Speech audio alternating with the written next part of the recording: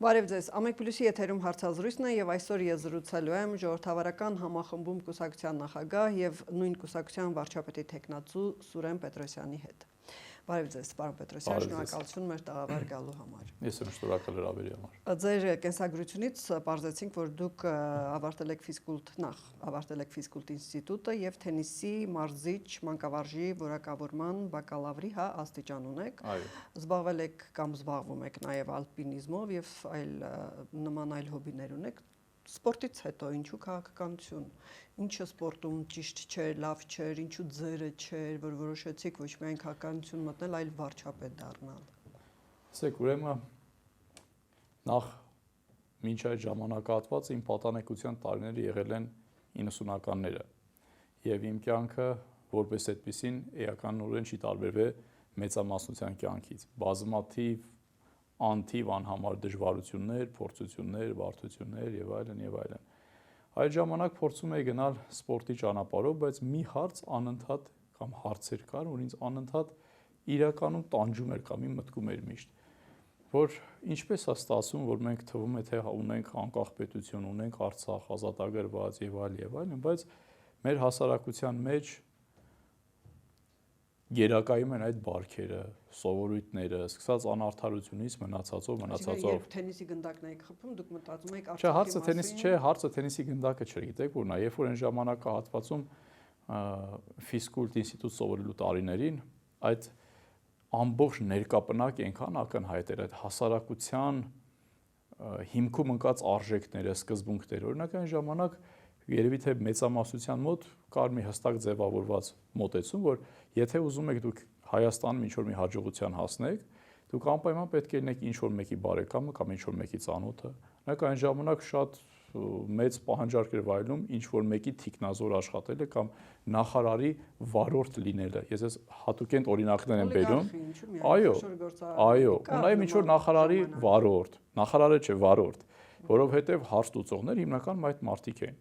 Եվ այդ ժամանակ ոչ թե մտածում էի Արցախը եւ այլ, ուղղակի մարդը քիչ թե շատ պատմությանը ծանոթ էր նաեւ։ Մենք ունենք մի քանի 100 տարի չունենալով պետություն։ Վերջի վերջով նախարարի վարորդ լինելու մասին։ Վերջի վերջով դառնաք այդպես ոչ թե քաղաքական։ Ֆիզկուլտ ինստիտուտի տարիներին մանավանդ որ թիկնապահի այո ֆիզկուլտ ինստիտուտի տարիների բազմաթիվ մտքեր եղել, բայց բարեբախտաբար երբեք նման ուղղությամբ չմտածի ու հակառակի մոտ դա միշտ ծայրահեղ հակակրանք առաջացրել։ Ոչ թե վարորդի գործը,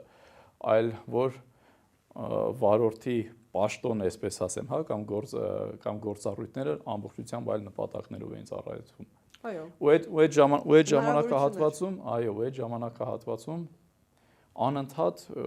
այդ մտքերը մոտդ լինում են, որ մենք ունենք անկախ պետություն, թվում է թե անկախացել ենք եւ այլն, այսինքն սա մեր պետությունն է, պետք է խաղի կանոնները այլ լինեն, արդարության սկզբունքները այլ լինեն, վարքերը, բայց ունենում ենք ճիշտ հակառակը։ Քաղաքագիտության նկատմամբ իմ հետաքրքրությունը իրականում հենց ձևավորվել է այդտեղ։ Ինչ հիմքերի վրա է կառուցվում պետությունը։ Հասարակության հիմքում ընկած շարժիչ ուժը եւ գործոնները դրանք որոնք են։ Ինչպես են ընդհանրապես բարքերը տարածվում, ովքեր են տարածողները, եւ այսպես շարունակ։ Դրա համար ֆիզկուլտ ինստիտուտը ավարտելուց հետո ես գնում եմ արդեն քաղաքագիտության ճանապարհով 0-ից տնտեսագիտություն էլ քաղաքագիտություն է 0-ից իդեպ նորից բակալավրից, որտեղ նաև եւ տնտեսագիտության բակալավրի աստիճան, հետո նաև եւ մագիստրատուրա, հետո նաև քաղաքագիտություն մագիստրատուրա, հետո խոսքով միջև հիմա սովորել եք։ Միանգամից վարչապետի կարելի ասել, հետո նաև պաշտպանել եմ քաղաքական գիտությունների տեխնացու եւ այլն, այսինքն բայց սկիզբը հենց դրանից է եկել, որ փորձել եմ նախ մեխանիզմները իրականում հասկանամ ինչպես է ստացվում այդպես եւ հետո նաեւ որը եւ ինչպես կարող է լինել իմ դերը սրանք փոխելու հարցում եւ այդպես փոփոխություններ տեղի ունեցել։ Սպորտով զբաղվելուց սպորտի աշխարհը ճանաչելու ընթացքում դուք չհասկացաք, որ կյանքը անարդար է ամենուր, սպորտում նույնպես, սպորտում էլ թվում է թե ամեն ինչ արդար է, թվում է թե մրցում ես, դու ամենալավն ես, բայց որոշումը կայացվում է այլ մեկի օգտին, մարզիկի օգտին եւ այդտեղ էլ երբեմն քաղաքական դեր խաղում, սպորտում, արվեստում կա նման բան, իսկ ինչու ոչ նաև քաղաքականության մեջ կյանքը, ինչպես ասում են, հալածյուրի նման չի, չէ։ Բնականաբար, բայց պետություն ունենալու իմաստն հենց կայանում է նրանում, որ մեր համար, մեր տեսակի համար հնարավորն է ստեղծենք այն միջավայրը, որտեղ եւ խաղի կանոնները կլինեն արդար, եւ մեր հնարավորությունները քիչ թե շատ կլինեն հավասար, որտեղ կլինենք անվտանգ, հնարավորություն կունենանք զարգանալու, պահելով մեր ինքնությունը, մշակույթը եւ այլն։ Պետության հենց ամբողջ իմաստը սեփական տեսակի համար առավել բարենպաստ պայմանների ձևավորումն ու ստեղծումն է։ Սա է պետության իմաստը։ Եվ դուք որոշեցիք դրա համար 2021 թվականին ստեղծել, հիմնել այս կուսակցությունը։ Դա ի դեպ 21 թվականի ընտրություններից առաջ էր, թե հետո էր հիմնեցիք դուք։ Շատ կարևոր էր ժամանակահատվածը, ոչ թե այդպես միանգամից դա եղավ, հետո միանգամից հիմնեցինք, այդ ընթացքում բազմաթիվ գործընթացներ են եղել եւ այլն։ Կուսակցության հիմնումը մասնավորապես պայմանավորված է եղել 2020 թվականի պատերազմի ավարտով, այսինքն որտեղ որ մենք հասկացանք, որ այն աշխարհը, որում որ մենք իրականում ապրել ենք, այլևս գոյություն չունի, մեր պատկերացումները, մեր իրականությունը կարծեք թե փլուզվել է ամբողջությամբ մեր գլխին։ Եվ այդ ժամանակ նաև մենք մեր թիմակիցների ընկերների հետ միասին կայացրեցինք այդ որոշումը, որ պետք է նաև մուտք գործել քաղաքականություն, մեր հնարավորությունները, մեր գիտելիքները, մեր կարողությունները նաև ծառայեցնել ինչ որ մի կերպ քաղաքական դաշտը եւ առողջացնելու եւ լուծումներ գտնելու այդպես սկսել ճանապարհը։ 21 թվականին մենք հիմնադրվել ենք մինչև ընտրությունները։ Ու այդ ժամանակ ունեցել ենք բազմաթիվ առաջարկներ տարբեր ուժերից միասնական ֆորմատով հանդես գալու, ցուցակում ընդգրկվելու եւ այլն։ Այսպես չեմ հիշում, բայց եղել են 4-5-ը եղել են։ Հատկապես որ ուժերից, որ հիմնականում ներկայիս պարլամենտական անունով չասեմ, պարլամենտական ընդդիմության ուժերից մեկի կողմից էլ եղել է երկուսն են հանրապետականն եւ Հայաստանը։ Այն ժամանակ ավելի կոնկրետ երկրորդ նախագահի թիմից այո առաջարկ եղել, հետո եղել են նաև 5165 շարժում կար այն ժամանակ միասնական հանդես գալու եւ այլս այդտեղ թաքցնելու որևիցե բաներ չկար, բայց մենք բնականաբար այդ մոտեցումները մերժել ենք, առաջինի պարագայում մենք արժեքային համընկնումներ չունենք, բնականաբար քաղաքական տեսանկյունից արժեքային համընկնումներ չունենք, իսկ երկրորդի պարագայում էլ մենք նպատակարար գտանք չմասնակցել ընդհանրապես ընտրություններին, որովհետեւ դեռևս մենք ինքներս կայացած չենք եւ կայացման փուլ պիտի անցնենք, այսինքն ընտրությունները չպետք է լիներ զուտ ինքնանպատակ։ Իսկ հանրապետական կուսակցության կողմից չեք ունեցել, չէ՞ որ դուք նախկինում հանրապետական կուսակցության անդամ եք եղել։ Ոչ, չեմ ունեցել, բայց այդ նախկինը եղել է մոտ 12-13 տարի առաջ։ Այո, հետո ինչ։ Դաշնակցության կուսակցության շատ անդամներ կան, որոնք դուրս են եկել առանձին, հետո նորից համագործակցություն։ Հա, հնարավոր է, չէ, տեսեք։ Ես եղել եմ երիտ թևում ուղակի, հա, հասկանում եք, ես ոչ քաղաքական պաշտոն եմ զբաղացրել։ Աշխատել եք այն ժամանակ, եթե չեմ սխալվում, կապի եւ տրանսպորտի նախարարությունում։ Այո, բայց դա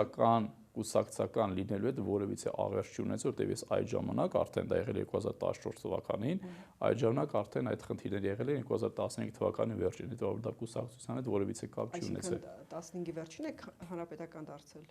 Չէ։ 15-ի վերջին եք աշխատել պետական 14-ից եմ աշխատել, բայց այդ խնդիրները, որի ժամանակ ես լքում եմ նաև կուսակցությունը, եղել է 2013 թվականի վերջին։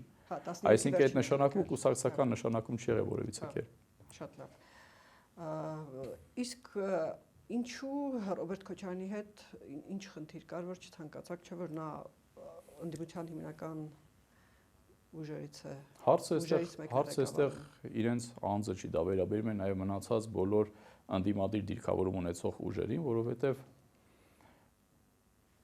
մեր խորին համոզմամբ այս քաղաքական համակարգը, որը ձևավորվել էր 30-ից ավել տարիների ընթացքում, պետք էր խորքային առումով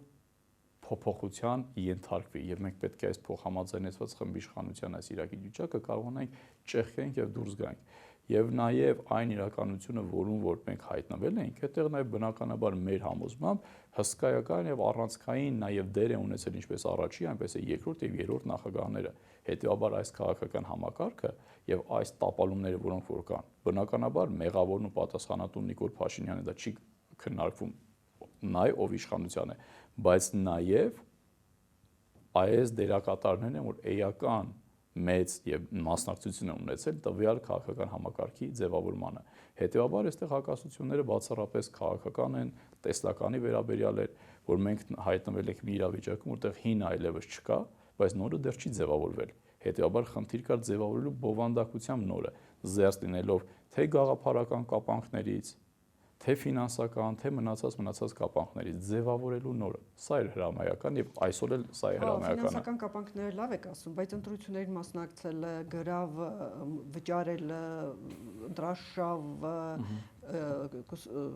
շտաբեր բացելը, որոշակի աշխատողներ եւ ընդհանրապես դրանք փոքր գումարներ չեն պահանջում, այդ ֆինանսավորումը որտեղից։ Մենք չասենք թե անդամավճար։ Ես չէի ասի, որ դրանք մեծ գումարներ են պահանջում։ Փոքր էլ չեն, ամեն դեպքում 15-20 միլիոն դրամի շրջանում։ Այո, նվազագույն, բնականաբար հնարավոր չի։ Չէ, բնականաբար, եթե նաև այդ գումարներն պատրաստել չեք, ուրեմն կարիք չկա ընդհանրապես ին խորին համոզման մասնակցելու նաև ընտրությունն, եթե այդ գումարների հնարավորություններ չունեք, ոչ թե որ անպայման այդ գումարը կող դրած ունենաք, այսինքն լինեն մարդիկ, ովքեր նաև այդ գաղափարին կհավատան, ձեր թիմակիցներից, ովքեր, տեսեք, ֆինանսավորումը որևիցե մեկը առանձնահատուկ ֆինանսավորում։ Մի խրտնեք այդ բանը։ Ֆինանսավորեն, որպեսզի դուք ձեր գաղափարները նաև իրանց գաղափարները։ Ճիշտ բառեր օգտագործեք։ Խրտնել բառը շատ վիրավորական բառ է, լսեք։ Դրա համար ճիշտ բառ օգտագործեք։ Այն միջոցները, որոնք որ կան, բոլորը բացառապես մեր թիմի անդամների կողմից ձևորված են, որը նաև օրենքին համապատասխան թափանցիկություն ապահովված է։ Եթե դուք նայեք մեր ընտրագրավը, ովքեր են դրել, կարող եք ստուգել այդ մարդիկ մեր կուսակցության անդամ են թե չէ, խորհրդի անդամ են թե չէ, արդյոք այդ մարդկանց կարողությունը ներում էր նման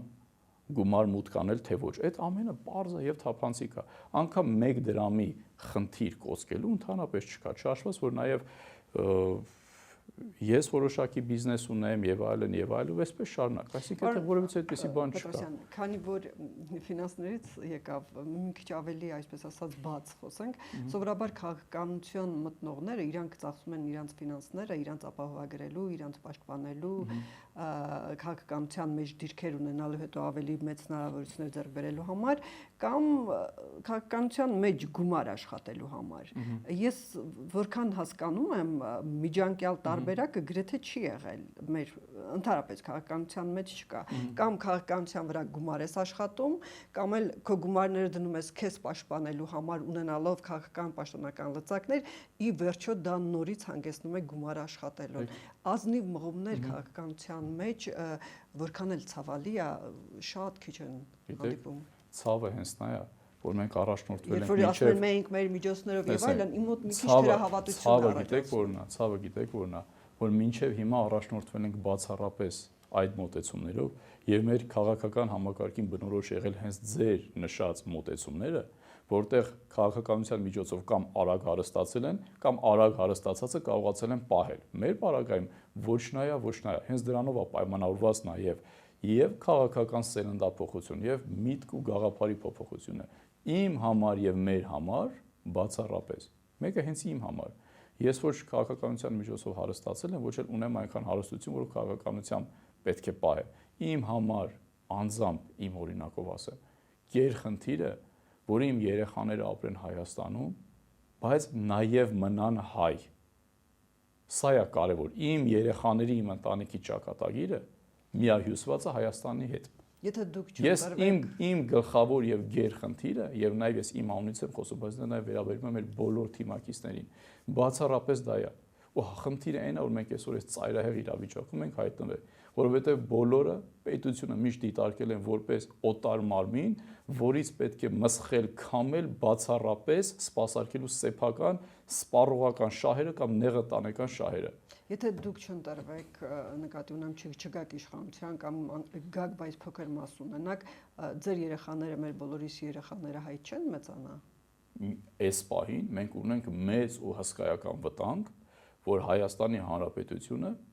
շատ կարճ ժամանակում հնարավոր է ունենա վերջնականապես հակահայկական բովանդակություն եւ դրսեւորում։ Ես չեմ ասում, որ փրկիչը ես եմ։ Ես ասում եմ, որ մենք ունենք վճռական կամ մասնակցելու մեր իրականությանը, մեր կյանքի, մեր ապագայի ձևավորմանը, մեր ներդրումը ունենալու, որ մեր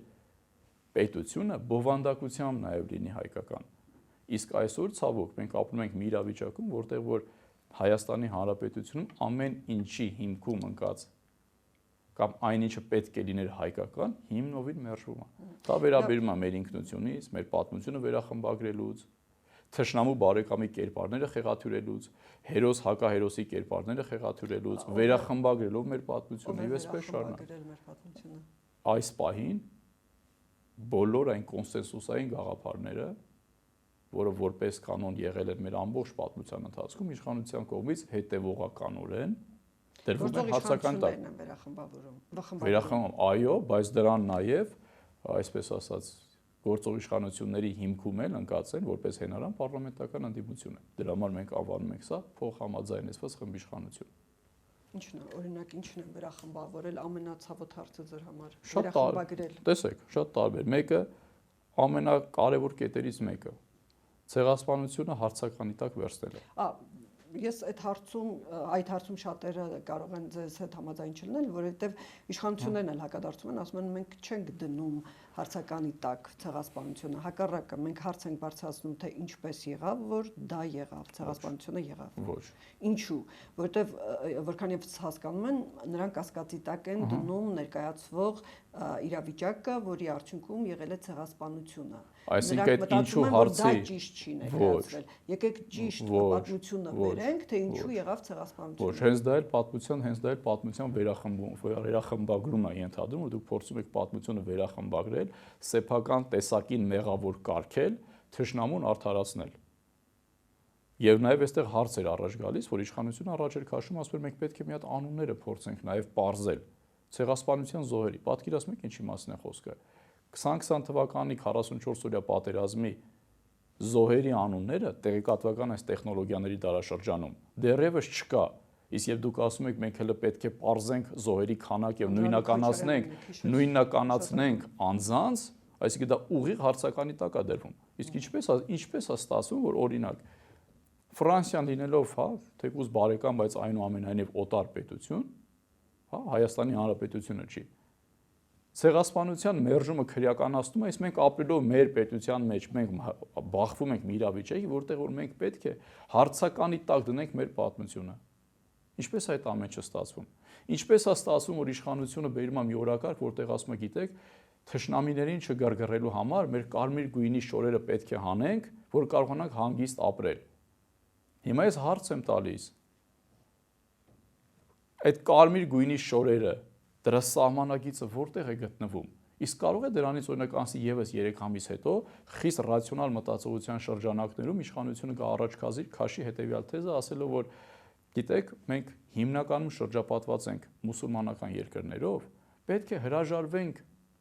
քրիստոնեությունից եւ եկեք լինենք անկեղծ, ու այդպեսի հարցադրումներ գնա։ Ձեզնից քանիսն է գնում ընդհանրապես եկեղեցի, ձեզնից քանիսն է ընդհանրապես ապրում քրիստոնեական կյանքով, բերելով խիստ ռացիոնալ դաշտ եւ ասել եկեք հրաժարվենք քրիստոնեությունից։ Լինենք համահունչ մեր հարևանների հետ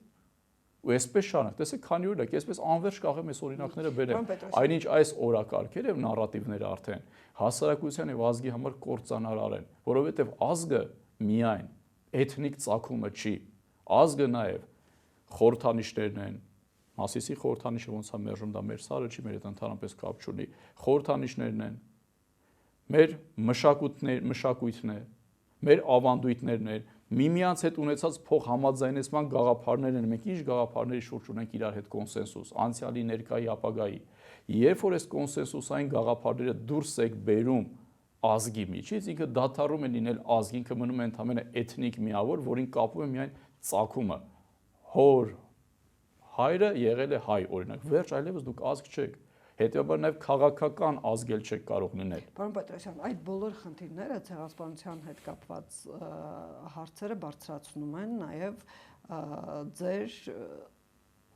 կողմից չընդունվող ընդդիմադիր ուժերը։ Իշխանությունները ճիշտ է այդ բոլորը հերքում են եւ իրանց տեսանկյունից են ներկայացնում, բայց այն մյուս ուժերը նույնպես բարձրացնում են Ռոբերտ Քոչարյանի ղեկավարած ուժը, Հանրապետական կուսակցությունը, բոլորը։ Եվ գրեթե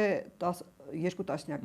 ուժեր կան այս ընտրություններին մասնակցելու, նրանցից ոմանք բավականին ծանր ընդդիմադիր դաշտից կշիռ ունեն, ներկայացվածություն ունեն, ոմանք ոչ։ Այդ ձեր բերած նորությունը որն է, դուք ինչով եք նոր, ինչով եք ավելի լավ, ինչպես եք ներկայացնում, որ նրանց չընտրի ընտրողը եւ գա ձեզ։ Ես չասեցի, որ մեր օրակարգը սրա մասին է միայն։ Ես ասա, որ դուք ասացիք ինչով ենք մենք լինում հակահայկական, ես այս օրինակներ ուղղակի թվարկեցի։ Թե չէ սրա մասին կարող են բոլորը խոսել, ոչ միայն Չէ, անդիմությունը։ դրանք ընկածել նաև ձեր նախընտրական ծրագրերի կարող է դրա մեջ մասին դրույթներ են ոչ միայն բոլորը, այլ նաև կարող են որոնք արտասահմանցիները ներկայացրել խոսել։ եք Այո, նաև կարող են արտասահմանցիները խոսել։ Դեռ ուսումնել է խոսում Մեր այդ մասին։ բոլորը կարող են խոսել։ Մեր գաղափարական հենքը հետևյալն է. կերտել հայկական պետություն, որը կլինի հայկական ոչ միայն իր ձևով, այլ նաև կլինի բովանդակությամբ։ Ինչ է սա նշանակում նաև։ Հայկական պետություն, որի հիմքում ընկած կլինի մի քանի կարևոր սյուներ առաջնային։ Ազգային ինքնությունը 1, համահայկականությունը շատ կարևոր հիմնադրույթ է 2, արդարություն եւ արժանապատվություն։ Իսկ հանրային կյանքի կազմակերպման հիմքում կլինի քրիստոնեական արժեհամակարգը։ Համահայկականությունը իր հերթին ենթադրում է ամբողջությամբ նոր կոնցեպտ, որի մասին որևիցե մեկը չեք տեսնի, որ խոսի։ Թեպետ այս ամեն ինչի մասին խոսեցի, սա էլ էր կրկին նոր մոտեցումներ, բայց սա ամբողջությամբ վերաիմաստավորում է մեր պատկերացումը մեր պետության եւ դերի համայն հայության ռեսուրսների համախմբման հարցում այդ թվում, որովհետեւ մենք եթե այս պայն 2.5 կամ 3 միլիոն հայ ենք ապրում Հայաստանում, 5 անգամ ավել հայ ապրում է ամբողջ աշխարհում եւ մեր պետությունը մեր համոզմամբ պետք է լինի ոչ միայն այս 2.5 կամ 3 միլիոնի պետությունը, այլ ինքը պետք է լինի համայն հայության տունը։ Սա շատ կարևոր է։ Նորություն չի, դա անգամ իշխանություններն են ասում, որն է, դուք ընդհանրապես բառերն եք։ Այո, նրանք ասում են մենք կառուցում ենք հայրենիք, ընդ որում Նիկոլ Փաշինյանը այս քարոզարշավի ժամանակ էլ Սինգապուրի օրինակով բերեց, թե ինքը զարմացավ, որ այդ Հայաստանի շատ անգամ փոքր այդ երկրում Հայաստանից ավելի շատ բնակիչներ են ապրում եւ ինչու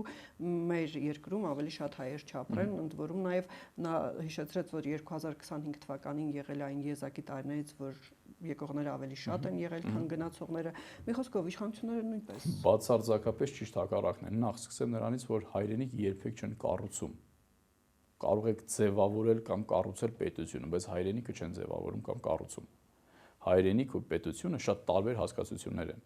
Հայրենիքը պետության հոգևոր եւ ստեղծագործական բովանդակությունն է, որի սահմանները կարող են պետության սահմանների հետ նույնը չլինել։ Հայրենիքը լինի բնականաբար։ Տարբեր երկրներում։ Այո, կապ չունի։ Եվ ինչ անենք։ Այո, կապ չունի։ Գուցե դուք նաև ոչ, տեսեք։ հաստնեք իդ վերադարձնել։ Ոչ, տեսեք։ Դուք այդ պատմական մեր հարևան բոլոր երկրներից։ Տեսեք, դուք կարող եք պատմական հայրենիքի կրողը լինեք, իմանալ, բայց դա չսարքեք քաղաքական առևտրի հարց, մասնավորապես այն ժամանակ, երբ այդ օրակարգի վերհանումը կարող է ձեր ինքնաոչնչացման սկիզբը դառնալ, բայց դա չի նշանակում, որ դուք իրավունք ունեք պատմական հայրենիքը հարցականի տակ դնելու։ Այդ ինչպես ստացեց, որ բոլոր պետությունների մոտ, բոլոր քիչ թե շատ կայացած ազգերը իրենց քաղաքականության հիմքում միշտ դրել են պատմական հայրենիքի գաղափարը եւ ազգայինի գաղափարը, իսկ միայն հայերի պարագայում դա դարձել է կեղծ կատեգորիա, ինչպես ազգային գաղափարախոսություն եւ մնացածը։ Նույնիսկ հիշեք 96-97 թվականին, եթե չեմ սխալվում, Լևոն Տեր-Պետրոսյանն էր, չէ, ասեց մեր նման մեկ էլ նաեւ կեղծ ճանապարհով պատմական հայրենիքի եւ ազգային գաղափարախոսության կեղծ ճանապարհով գնում է նաեւ Իսրայելը։ Որոշ ժամանակ անց կտեսնենք, թե նաեւ ընդհանուր է միտքը փորձում ասել, ինչպես է տապալվում Իսրայելը։ Հիմա խնդրում եմ, թե որևիցե մեկը Լևոն Տեր-Պետրոսյանի նաև հարց ուղղի, ասի, իսկ որտեղ է տապալված Իսրայելը, ով առաջնորդվել է իր ամբողջ քաղաքականության ընթացքում պատմական հայրենիքով։ Վերջի վերջով ներողություն նաև, վերջի վերջով 2 տարի առաջ Բենջամին Նեթանյահուն, Իսրայելի վարչապետը, բավական հետաքրքիր հարցազրույց էր տվել Ջորդան Փիթերսոնին, եթե մեզ նայողները ժամանակ ունենան, անպայման դիտեն։ Հենտեղ պատմել իրենց վերաբերմունքը պետականությանը։ Հասպեր գիտենք ինչ, սա մեր պատմական հայրենիքն է։ Մեր ինքնությունն է այստեղ թաքնված։ Մեզ չի հետաքրքրում միջազգային իրավունք եւ այլ։ Իհարկե, հա, ժամանակներ կա, մենք առաջնորդվում ենք դրանով, բայց երբ որ կարողացանք դա իրականացնելու ենք, հետ ենք վերցնելու։ Մեր մեջ է կային ուժեր, ովքեր մերժում էին պատմական հայրենիքը, մերժում էին ազգային, ասում են պետք է գնալ պաղեստինցիների հետ փողզիջման եւ տալ նրանց այն, ինչ իրենք համարում են իրենցը, բայց մենք դաժանորեն ճնշեցինք այդ խմբերին եւ մենք այսօր ունենք այն Իսրայելը, որ ունենք։ Ես չեմ արդարացնում իրենց քաղաքականությունը։ Ես երևույթ եմ ասում, հասկանում եք։ Այս ամբողջ ազգերը կարողացան ունենալ գաղափարներ, ազգային գաղափարներ, ունենալ պատմական հիշողություն, ելի եմ ասում, չշփոթեք պատմական հայրենիքը, բերել այսօր քաղաքականության իրականացման առաջնային հանգամանք սարքել այն այս ծանր իրավիճակում, երբ մենք մեր սեփական այս այս պահին մոտ 30,000 կիլոմետր պայելու խնդիր ունենք, մենք չենք խոսում Նախիջևանի մասին կամ չգիտեմ Արևմտյան Հայաստանի մասին։ Բայց պարտավոր եք դուք պատմական հայրենիքի կրողը լինել։ Պարտավոր եք, որտեղ սա մեր ազգային ինքնության կարևոր հիմքերից է։ Ինչպես եկեղեցին։ Պետրոսյան, դուք ձեր ծրագրում մի երկու դրույթ բերեմ ու խնդրեմ ձեր մեկնաբանությունը ձեր ծրագրային դրույթներից։ Ձեր ծրագրում նշում եք, որ իշխանափոխությունից հետո առաջին քայլերից մեկը լինելու է Սյունիքի, Միջանցքի եւ հաղորդակցության ուղիների ապաշրջափակման տրամաբանության խորքային վերանայումը։ Սյունիքի Միջանցքը դուք վերցրել եք ճակերտների մեջ, կբացատրեք թե ինչու եւ ինչպես եք դուք դա պատկերացնում ու նաև նորից հիշեցնեմ, որ իշխանությունները ասում են, որ մենք գնում ենք այդ ուղղությամբ, վկայակոչելով TRIP-ը, որը շուտով, ինչպես Նիկոլ Փաշինյանը նորից ասեց, որ տարեվերջին ըստ երևույթին կսկսվի արդեն շինարարական աշխատանքները եւ ապաշրջափակման դեպքում էլ բանակցություններ կան Ադրբեջանի հետ, Թուրքիայի հետ, Թուրքիան իմջայլոց այսօր հայտարարեց, որ երկկողմ առևտրի վրա գոյություն ունեցող արգելքը այսօրվանից որոշում ունի, որ արդեն հանվում է, Ադրբեջանն էլ առանց խաղաղության պայմանագիրը ստորագրելու արդեն թույլ է տալիս ապրանքներ իր տարածքով մտեն Հայաստան։ Եվ հարցը որտեղ էր։ Ես ասում եմ իշխանությունները նույն անում են ամեն դեպքում այդ գաղափարի, այդ մտադրության հետևից գնալու ձերը ո՞րն է, ձեր տարբերությունը ո՞րն է։ Բացարձակ կապ չուներ դրա հետ իշխանության արած եւ առաջարկածը։ Նույն տրամաբանությամբ իշխանությունը 2020 թվականի նոյեմբերի 9-ից հետո նույն ողջավորությամբ լծված էր ռուսական փաթեթավորմամբ Սյունիքի Միջանցքի իրագործմանը։ Չարեց, չտվեցին, չէ՞։ Անցավ ժամանակ, տեսանք, որ ամբողջությամբ այլ իրականություն կա։ Հիմա նույն ձևով իշխանությունը նույն խանդավառությամբ լծված է TRIP-ի, որը նույն Սյունիքի Միջանցն է, բայց ամերիկյան փաթեթավորմամբ։ Իդեպ ի տարբերություն, ներողություն, իդեպ ի տարբերություն շատ շատերի կամ մեծամասնությանը, ես թե այն ժամանակ եմ ասել ռուսական փաթեթավորում ուներ Սյունիքի Միջանցք, եւ թե հիմա եմ ասում, այս տրամաբանության Սյունիքի Միջանցքը մեր համար կործանարար է, որովհետեւ ինքը տնտեսական բաղադրիչ չէ, այլ աշխարհաքաղաքական բաղադրիչ է բացառապես։ Եվ այս ժամանակ TRIP-ի սկզբունքների վերանայումը նշանակում է, որ երկու ճանապարհ։ Եթե այս պահին չկա գերտերությունների միջև դրա շուրջ կոնսենսուս, որ այս պահին չկա ու երկար ժամանակ չի լինելու։ Նկատի ունեք Իրանը, Ռուսաստանը, Ամերիկայի հետ։ Իրան, Ռուսաստան, Ամերիկա։ Այո, նվազագույնը Չինաստանը շատ կարևոր է, որովհետև այս միջանցքը, չեմ ուզում հիմա տեխնիկականի մեջ շատ խորանանք, բայց նաև այս միջանցքը ինչ որտեղ նաև Չինաստանի շրջափակման ծրագրի մի կարևոր մաս է։ Մի օր ժամանակ ունենք ավելի հանգամանորեն ես ձեզ քարտեզով տա կներկայացնեմ գիտականորեն հիմնավորված։ Չինաստան, Իրան, Ռուսաստան, Միացյալ Նահանգներ, ինչու՞ չէ նաև Եմեն հնարավոր է դեր ունենալ, այդ թվում նաև Թուրքիան։ Թուրքիան է պետք է հաշվի առնել։ Այս պայն եթե կա կոնսենսուս միջազգային դերակատարների կողմից,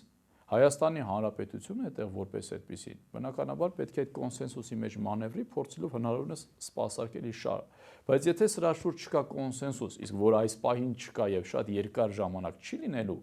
Հայաստանի համար ինքնասպանության տանող ճանապարհը, երբ որ այդ միջանցքը քաղաքակրթությունների խաչմերուկում գտնվող տալիս է ամբողջությամբ մեկ դերակատարի վերահսկողության տակ։ Սա ամենամեծ վտանգն է եւ սա մեզ մեծ հնարավորություն է տալիս կոնսենսուսի բացակայության պարագայում ինչ որ ժամանակ մանևրել նաեւ ժամանակ շահելով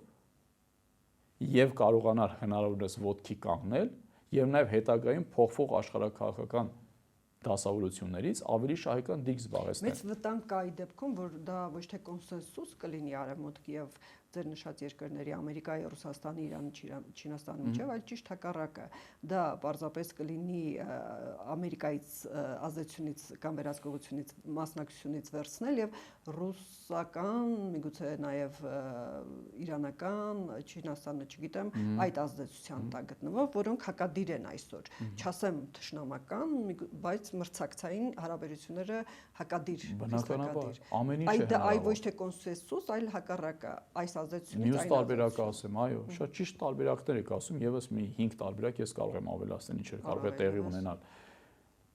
Աշխարհը խորքային վերաձևավորումների մեջ է գտնվում։ Այդ ամենը հնարավոր է տեղի ունենալ։ Հայաստանի համար եւս կործանարար կարող է լինել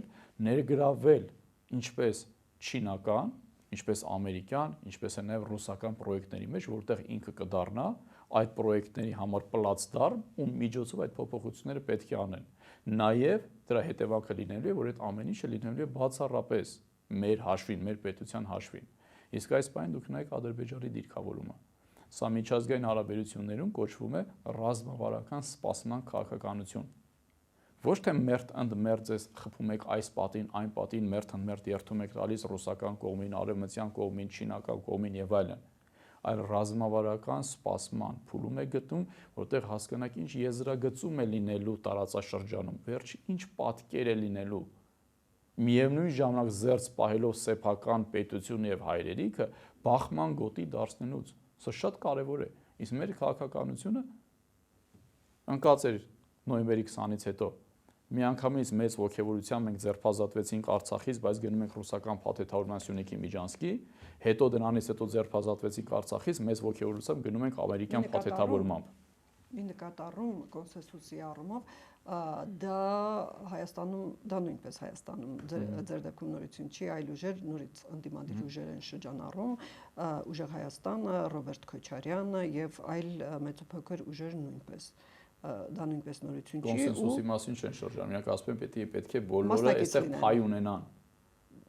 Շատ տարբեր են դրանք։ Մեծ տարբերություն կա։ Շատ մեծ տարբերություն։ Բոլորը պետք է այստեղ փայ ունենան, այլ բան է այդ նախագծի իրագործումը միջազգային կոնսենսուսի պարագայում ամբողջությամբ այլ բան է։ Ո՞րն է ձեր ասացի տարբերությունը։ Շատ մեծ տարբերություն է։ Որ գան ասեն այո մենք համաձայն ենք որ դա լինի, բայց մեր պայմանները պետք է հաշվի առնենք։ Տեսեք, եթե գլոբալ տարածաշրջանի վերաբերյալ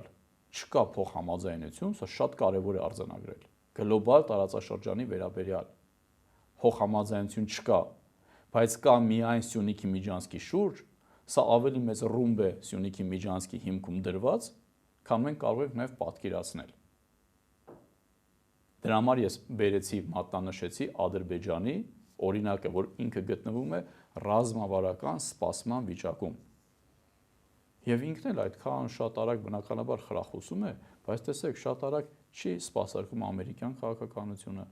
որ պետք է թրիփը լավ է եւ այլ թեպետ իր շահերից բնականաբար բխում է։ Եվ այս կողմ չի ընկնում, այն կողմ չի տարում հակաարևմտականությամբ, չի տարում հակառուսականությամբ, չի տարում հակաիրանականությամբ, հասարակության մեջ հակատրամադրություններ չի գեներացնում եւ այլն։ Միակ տրամադրությունը, որ Ադրբեջանը իր հասարակության մեջ գեներացնում է, դա հակահայկական տրամադրություններն են։ Հետևաբար ձեր ասած տնտեսական համագործակցությունը, փոխգործակցությունը ուղղակի դառնում են մեծ փուչիկ, իջիքս են դառնում, երբ որ հակառակորդ կամ թշնամի պետությունը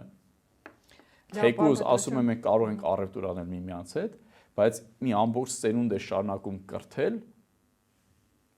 պարզ դիսկուրսի վրա, որ հայը նա է, ով պետք է սպանվի, դասագրքերից սկսած, մինչև այսօր ամբողջ քաղաքական եւ իշխանական համակարգը բացառապես կառուցված է մինչև այսօր, այդ թվում նաև հանրային եւ հասարակական հարաբերությունները հայի թշնամու կերպարի վրա։ Եվ գիտեք, որն է ամենացավալին, որ 20 թվականից հետո իբրև հաղթող կողմ ոչ թե այդ օրակարգերը թուլացել են կամ մեղմվել են, այլ շատ ավելի ագրեսիվ են դարձել։ Եվ այս պարագայում Հայաստանի կողմից խաղաղության օրակարգ սպասարկելը դա ուղղակի մանկամտություն է։ Դա նույնն է, ինչպես երեխաները աչքերը փակեն։ Ինչ անեն, չսպասարկեն։ Հիմա ասեմ, պատերազմի օրակարգ։ Ոչ։ Հիմա հենց այդ եմ ասում։ Դա նույնն է, ոնց որ երեխան աչքերը փակի եւ պատկերացնում որ իրեն ոչ ոք չի տեսնում։ Սա նույնն է։ Իմ ասած անհաճուն են խաղաղություն չենք ուզում։ Հավատացեք։ Մեկը ամենաշատը ես եմ խաղաղություն ուզում, որովհետեւ իմ կյանքը կապված է Հայաստանի հետ եւ ես ունեմ 3 անչափահաս երեխա։ Եվ ես շատ շատերի նման առաջին իշխանությունների ժամանակ ոչ փախել եմ, ոչ էլ փախնելու եմ գնամ ինչ-որ միտեղ, այստեղ ինչ-որ բան հրահարեմ, փախնեմ գնամ Եվրոպայում ապրեմ կամ Ամերիկայում ապրեմ։ Խաղաղությունը ամենաշատը, ուզողներից մեկը հենց ես եմ։ Բայց այն ճանապարհը, որով որ գնում ենք, խաղաղության հետ ընդհանրապես աղերս չունի։ Հայաստանը կարող է խաղաղության մասին բառ խոսել կամ անգամ կարծիք արտահայտել միայն այն պարագայում, երբ ինքը կասի ինչքանով է խաղաղության օրակարգը վերահսկելի իր կողմից։ Ադրբեջանը դա կարող է ասել։ Դրա համար պետք է ուժեղանալ։ Բայց այո, բայց Հայաստանը ասում է խաղաղության վերահսկման իմ մեխանիզմը միակ հնազանդվել Ադրբեջանի օրակարգին, իմ ներքաղաքական օրակարգ եւ կյանք համապատասխանեցնել Ադրբեջանի օրակարգին, նարատիվները, սահմանադրության փոփոխությունը մնացած համատարած իրականացնել ադրբեջանական քաղաքականություն, այդ թվում նաև անվտանգություն եւ արտաքին քաղաքականությունը պատվիրակել Ադրբեջանին։ Սա է մեր անվտանգության մեխանիզմը։ Իսկ այս մոտեցումը անվտանգության մեխանիզմ չի կարող լինել։ Մի փոքր լավ, այդ հարցը այսպեսով թեև իշխանության կողմից ներկայացված հայտարարությունների կամ հանգամանքների առումով կարող է հակադարձումներ ներկայացնել, բայց անցնենք այլ հարցերի։ Եվրամիություն իշխանությունները ներկայացրել են, օրենք են ընդունել եւ ասում են, որ մենք գնում ենք Եվրամիություն։ Երբ մեզ կընդունեն, արդեն բավականին պարզ են խոսում, երբ մեզ կընդունեն, մենք այն ժամանակ կմտածենք ԵԱՏՄ-ից դուրս գալու մասին եւ այդ հարցը կդնենք հանրաքվեի, որ ժողովուրդը ընտրությունը կատարի։ Դուք ինչ եք մտածում այս առումով։ Սա մեծ խաբկանք է։ Այստեղ որևիցե առումով ինչ որ մեկը կարող է ասել Եվրամիության գնալու իմաստը եւ բովանդակություն եւ արդյոք պատկերացնեն Եվրամիությունը ընդհանրապես ինչ է։ Ինչ վիճակում է այսօր գտնվում Եվրամիությունը, արդյոք դա տեսականորեն հնարավոր է թե ոչ։ Էլ չեմ անդրադառնում, որ օրերս առաջ, երբ 40-ից ավել երկրի ղեկավարներ Հայաստանում են գտնվում, անգամ Հայաստանի կողմից նման արտահայտություն չարվեց, որ մենք գալիս ենք կամ չգիտեմ, ուզում ենք սկսենք Եվրամիության անդամակցություն եւ այլն։ Իշխանական падգամավորներից մեկը ձեզանից առաջ ասաց, որ երբ որ գա այդ պահը մենք կասենք, հիմա այդ պահը չէ, ինչու մենք ասենք, երբ որ մենք ինքներս դեռ պատրաստ չենք, դրա համար մենք ունենք տնային աշխատանք կատարելու։ Լսեք, հարցը մտադրությունների մասին էր, հարցը ֆորմալ հայտ տալու մասին չէ, մտադրությունները եւս մեկ արձանագրելու մասին է։ Այսինքն դիմել, որ մենք ուզում ենք դառնալ։ Այո, դրա մասին ասում են մենք դրա մասին բարձրագույն մակարդակում չեղավ խոսք։ Երկրորդը, սա մյուս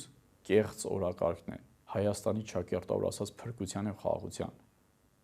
Եվրամիությունը այդ մարդիկ պատկերացնում են ինչ կառույց է։ Ինչ են այս ենթադրում։ Ընդհանրապես Եվրամիությունը Հայաստանի անդամակցություն նախատեսում են, թե ոչ, որը բնականաբար չի նախատեսում։ Կայա Կալասը հայտարարեց այստեղ, որ այդ հեռանկարը Հայաստանի սեղանին դրված է, Հայաստան ինքը պետք է որոշի, հատկապես որ ընտրությունները կան։ Ուկրաինային են ասում։ Օրինակ, ինչ որ մարդիկ էլ եմ կրկնում են, պատկերացնում են Եվրամիություն ինչ է նշանակում։ Տնտեսական համակարգ է, քաղաքական համակարգ է, անվտանգային համակարգ է, Եվրամիությունը արդյոք միասեռ է թե ոչ։ Եվրամիությունը ասելով ու մենք հասկանում, հարցը Եվրահանձնաժողովի մասին չի։ Ինչ որ մեկի մոտ օրինակ եմ ասում, այստեղ կա 4-5 պետություն է թվարկել, մեկի մոտ կողմացել օրինակ, ինչի Նորվեգիան ԵՄ անդամ չի։ Համոզված եմ, որ 99%-ը գիտեն, թե Նորվեգիան Եվրամիության անդամ է։ Ինչի Եվրամիության անդամ չի օրինակ Նորվեգիան։ Օրինակ եմ ասում, ինչի համար։ Ֆինլանդիան, տարբեր Իսլանդիան, տարբեր պետությունները կարող եմ ասել, հասկանում եք, մեր մոտ է սիրողական մակարդակը ամեն ինչ ընկալել այնպես, ինչպես մենք կուզենք լինի եւ ոչ թե այնպես, ինչպես որ կա, մեզ տանում է կործանման։ Մենք այսօր ցավոք չունենք աշխարհայաց անգամ։ Մենք չենք պատկերացնում ինչ աշխարհում ենք ապրում, ինչ խաղի կանոններ են գործում այդտեղ։ Ով ենք մենք, որը մեր տեղն ու դերը պետք է այդտեղ լինի, կամ Եվրամիություն գնալով մենք ինչ խնդիր ենք լուծում։ Այս նույն հարցը իդեպ, որ ամեն ինչ ավելի հստակ լինի։ Ես շատ ավելի շուտ նույն հարցը ասել եմ ՀԱՊԿ-ի վերաբերյալ, ոչ թե ասել եմ դեմ եմ, որ գնան ՀԱՊԿ, այլ ասել եմ, ինձ խնդրում եմ կասեք դուք ուր եք գնում, ինչ տեսլական ունեք, որ այս ձեր տեսլականի համար կարևոր կետ է օրինակ ՀԱՊԿ-ն կամ Եվրամիությունը։ Հայաստանը շատ վաղուց է անդամակցել ՀԱՊԿ-ին, ես չեմ հիշում դուք այն ժամանակ ասել եք թե ոչ եւ սպորտով եք զբաղվում թե քաղաքականությամբ, բայց ԵԱՏՄ-ին անդամակցելու ժամանակ ըստ երևույթին կունենայիք պատկերացումներ ուր են գնում, ինչ են գնում եւ ԵԱՏՄ անդամակցելու ժամանակ անգամ նախարարությունում եմ աշխատել։ Ես եմ տեսել դրա ամբողջ խնդիրների այդ ամբողջ բազմությունը,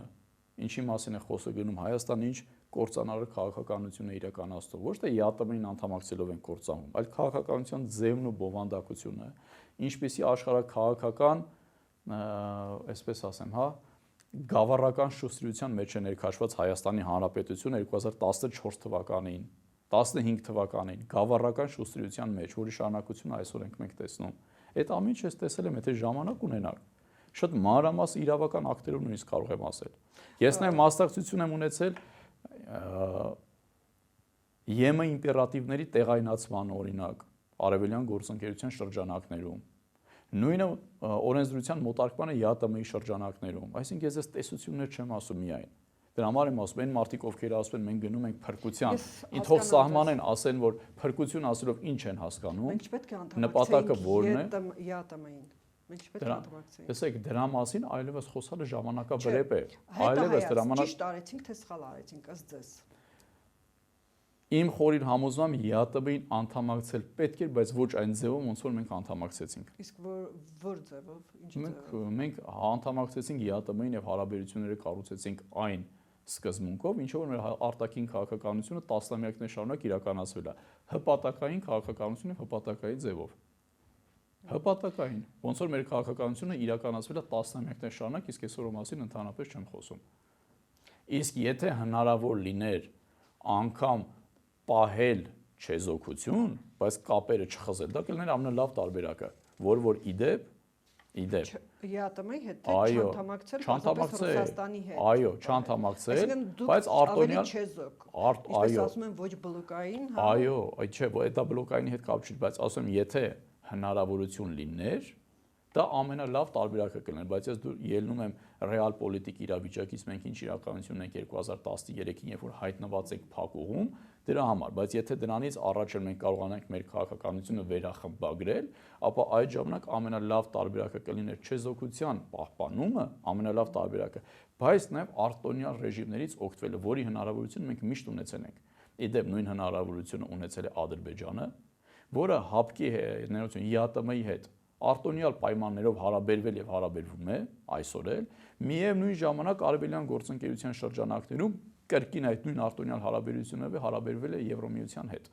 Ես այս օրինակն եմ ասում։ Այն ժամանակ, երբ արևելյան գործընկերությունը երկու բլոկում էր, չէ՞, մի բլոկում ցածր բլոկում, հա, ավելի վատ բլոկը համարվում էր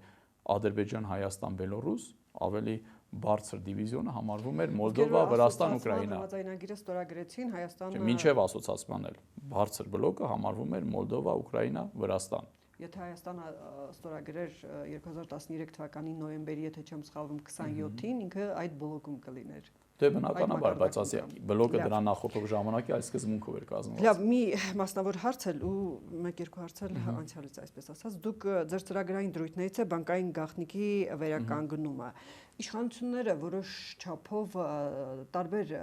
պետական կառույցների համար բանկային գաղտնիք հասանելի դարձրեցին, կոռուպցիոն վտանգները վերահսկելու, ինչպես նաև փողերի լվացում եւ այլն, կեղտոտ այսպես ասած փողերի շարժը վերահսկելու կամ կանխելու համար։ Չեք կարծում, որ դուք նորից կբերեք հակառակ վիճակը, որ այդ կեղտոտ փողերի շարժը նորից գաղտնի կլինի եւ շատ հեշտ կլինի։ Դե քանի որ դա իմ մասնագիտականը չէ, ես ուղղակի ես քաղաքականության տեսանկյունից դրան անդրադառնամ, ես հեռու եմ այն մոլորեցնող մտքից, որ փողերի լվացման պատճառը բանկային գաղտնիքի կամ բանկային գաղտնիքի բացակայությունն է եղել, կամ բանկային գաղտնիքն է եղել։ Պետությունում 2-3 կարևոր բան առանց պետության ցանկության երբեք լինել չի կարող։ Թվարկեմ, մեկը թմրադեղեր եւ թմրանյութեր, մեկը զենքի առողջարկ, մյուսը փողերի լվացում։ 3 բան, որևէ պետությունում անկախ իր չափսերից երբեք տեղի ունենալ չի կարող անգամ 1%, եթե պետությունը դա չուզի։ Հետևաբար բանկային գաղտնիքը այստեղ ոչ միջոցն է էական, ոչ էլ խոչընդոտն է, դա պարզապես մեր պարագայում հանրային ֆինանսները տոտալ վերահսկելու գործիքի ուրիշ ոչ մի բան, բայց ավելի մանրամասն դիսկուրսի համար, եթե կուզենաք, մեր 5-րդ համարը Սիմոն Իսկաջյանով տնտեսագետ է ոլորտի լավագույն մասնագետներից, հրավիրեք ինք ավելի մանրամասն կպատասխանի։ Պետրոսյան, անցնենք նաև դուք բավականին հայտնի դարձաք հատկապես Կիրանցի այդ հատվածում սահմանազատման ժամանակ, երբ որ միացաք Բագրատ Գալստանյանի, Բագրատ Սրբազանի ղեկավարած այդ շարժմանը, եւ դրանից հետո բավականին մութ մնաց, թե ձեզ ովքեր առևանգեցին, ուր տարան, ինչ պայմաններ դրեցին, դուք անդադ ասում եք կգա ժամանակը, հիմա ամենալավ ժամանակն է դա ասելու այն առումով, որ ընտրություն են, բացվեք ձեր ընտրողների համար։ Նախ մի կարևոր բան ասեմ։ Նախ ես չեմ միացել ոչ մեկին, միացել են մեզ։ Դրա մասին ես բազմիցս ասել եմ եւ ասել եմ այն մարդիկ, ովքեր դրա վերաբերյալ կունենան տարակուսանք կամ այլ կարծիքներ, բնականաբար, հիմա ես ասեմ, եթե ով դրա վերաբերյալ այլ կարծիք կունենա, ես խնդրում եմ տեսախցիկները լայվ միացրած տարբերակով միասին իջնենք Ոսկեպար գյուղ եւ գյուղացիները ասում 1-2 հոգու մասին չի խոսքը, պատմեն ինչպես է սկսվել շարժումը ով է ում միացել։ Այդ դեպքում ինչու դուք թողեցիք դուրս եկաք, շարժումը շարունակվեց նրանց կողմից։ Տեսեք, որովհետև շատ պարզ պատճառով, որովհետև այն գաղափարներ ու սկզբունքները, ինչը ինքած են եղել շարժման հիմքում, որին նաև աջակցել են մեր գյուղացիները, որոնց շնորհիվ նաև այդ շարժումը սկսվել է ոսկեպարից եւ Կիրանցից, ընթացքում այդ գաղափարները այլևս անծանոթ էին մեզ ու այնքան էին փոխվել, որ մենք չենք ճանաչում ինքներս մեզ։ Հենց դա եղել հիմնական պատճառը։ Դուք հանեիք նրանց շարժումից, ինքներդ ասեք, որ Ես դուք եկաք եւ տրամաբանությունը շեղեցիք մեր շարժման։ Այո, շատ լավ տարբերակ եք ասում, բայց ցավոք ես տեխնիկապես այդ հնարավորությունը չունեի, Դա ինչ որովհետև տեխնիկա է։ հիմա ասեմ, որովհետև այդ ժամանակ, երբ մենք արդեն Կիրանցից դուրս ենք եկել եւ քայլով գնում ենք, իմ հենարանը հիմնականում միակ պլատֆորմը եղել է ոսկեպարի Կիրանցի մնացած մեր գյուղերի ժողովուրդը, որտեղ այնտեղ ունենալով իրենց որպես հենարան կարողանում ենք մեր այդ սկզբունքները միշտ պահել անշեղորեն եւ գնալ դրանով առաջ։ Երբ մենք արդեն քայլեցինք, մենք մի քանի հոգով սկսեցինք քայլելը։ Լրատվամիջոցները բնականաբար կենտրոնացան մեկ մարդու վրա եւ ըստ էության միանձնյա եւ բացարձակ առաջնորդը դարձավ մեկ մարդ բնականաբար եւ այլևս այդտեղ իմ ցանկացած գործողություն կամ գործունեություն դիտվել էր որպես ուղակի պարակտում։ Իհարկե, բնականաբար այդ ողջ ժամանակահատվածում մենք ամեն կերպ, ամեն գնով փորձել ենք հույսներս չենք գտել հնարավոր է այդ շեղումներից բերել նույն պայմանավորվածությունների դաշտ, բայց ցավոք չի ստացվել, երևի չգիտեմ։ Դա ես համարում եմ իմ սխալը, որևիցե մեկը դրա համար մեղավոր չի։ Շատ լավ, ովքեր առավանգեցին ձեզ։ Ասեք ընտրողներին, որ ավելի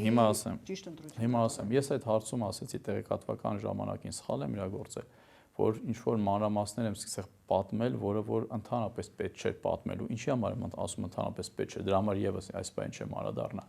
Որտեւ տեսեք, մեր հանրային խոսույթը ընդհանրապես ուղղված է ոչ թե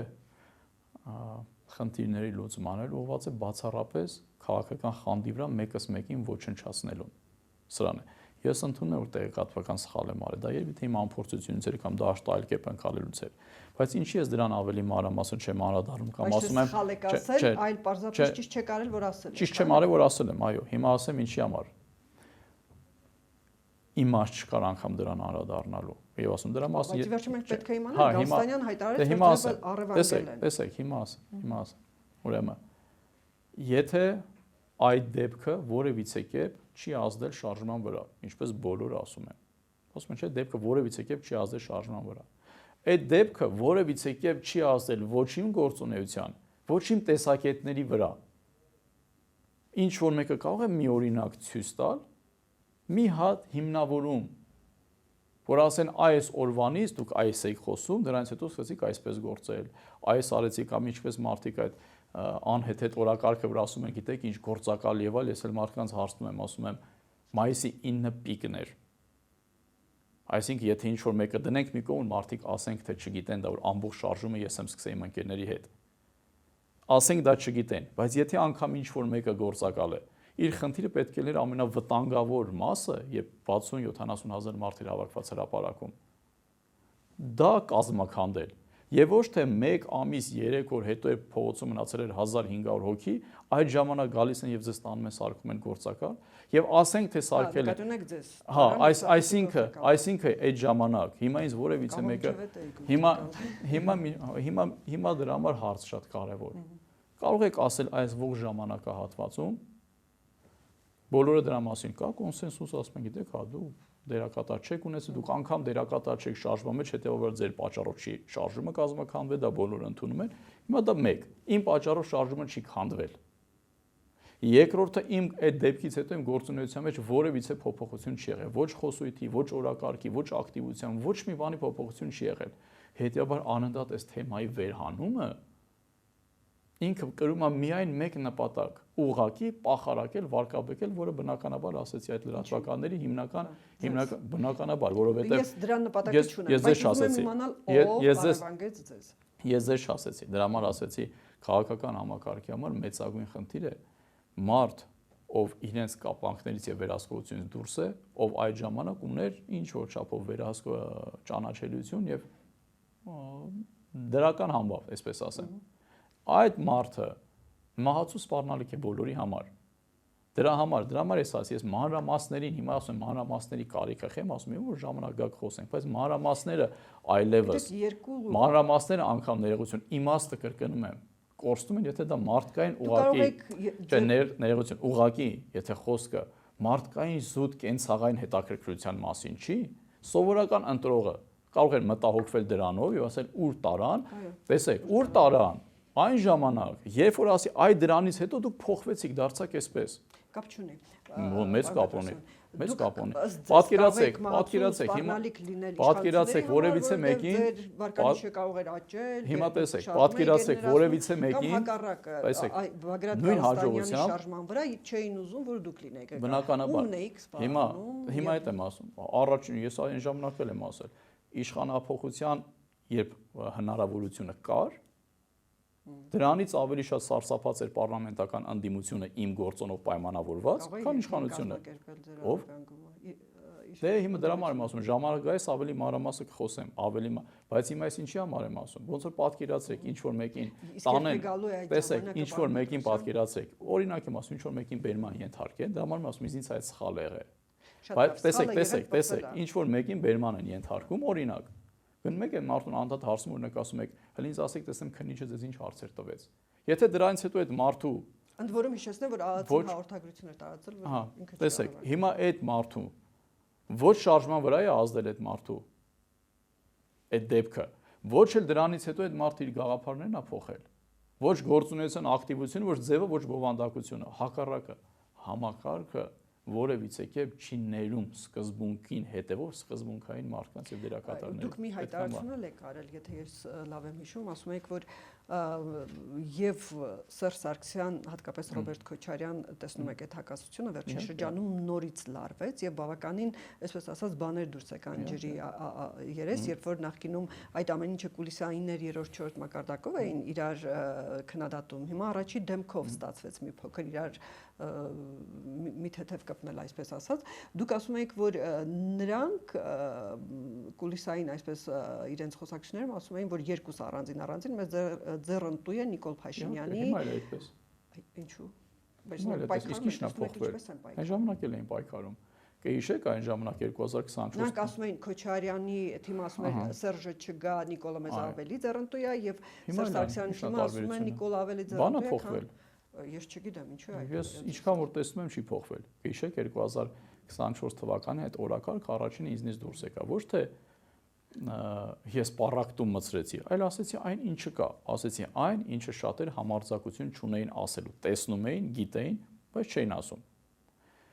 Երբ ես այդ ժամանակ դրա մասին խոսեցի, ամբողջ մեդիա դաշտը գնաց, այն ինչպես այդ առևանգման դեպք եւ այլն, ամբողջ դաշտը գնաց պախարակման։ Պետրոսյան Սուրենը փորձում է պախարակել, փորձում է կռվածնել միմյանց հետ, ընդդիմությունը դա չի ստացվում, մենք միասնական ենք եւ այլն։ Նրանք ավելի լուրջ պատճառը երթուն ունեին կռվելու, քան դուք կհրահրեիք։ Չէ, բնականաբար, չէ, որ ասում են այդպիսի բան չկա։ Բոլորը կհիշեք, ամիսներով ասում են այդպիսի բան չկա, ընդդիմությունը միասնական է ավելի քան երբևէ եւ այլն։ Ասի խնդիր չկա,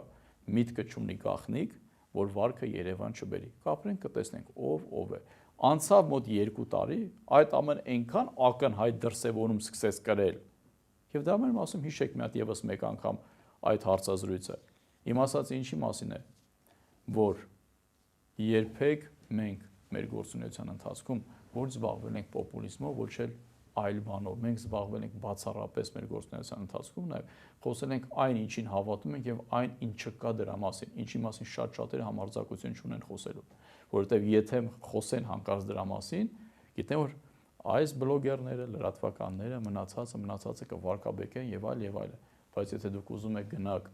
խորքային փոփոխությունների ճանապարհով, դուք պետք է պատրաստ լինեք այդ հարվածները ընդունել։ Հակառակ պարագայում ձեր գործունեությունը միայն միտված է լինելու տվյալ քաղաքական համակարգի վերարտադրմանը, որտեղ ուղղակի դուք ձեր փայն եք ուզում, ուրիշ ոչ մի բան։ Եթե պատրաստ չեք գնալ քաղաքական համակարգին, ընդունեք հարվածներ, գործեք, նաև սխալվեք, բայց պահեք ձեր սկզբունքներն ու արժեքները,